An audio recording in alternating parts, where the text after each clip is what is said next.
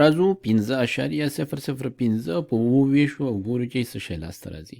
نو موږ راځو دا په دې شکل لیکو چې 15.005 او دا تقسیمې سو لیکو تقسیمې اوه او په دې شکل لیکو او دغه اشاریه مونږه دلته راوړو. پوهیږو چې د ځواب به اشاریه دار راځي، نو دلته یوه اشاریه مخکې نه ځای په ځای کوو. ښه، دا ځکه چې 15 په 7 باندې نه ویشل کېږي، نو موږ وایو چې 7 په 5 کې څو ځلې شامل دی؟ دا دی کې 0 ځلې شامل دی.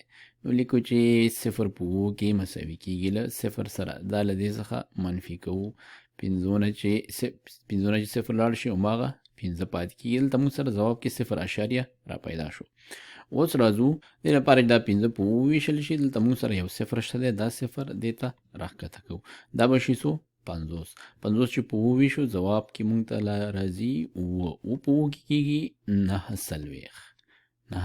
دا چې له دې څخه منفي کو ځواب پاتې کېږي 9 چې 50 نه کم شي ځواب یو پاتې کېږي. نور څه نشته دی. دلته بیا راځو مونږه دا 0 راښکته کوو، دا به شي 10. 10 چې په 7 ویشو یو پوره ورسېږي، یو په 7 کې 7.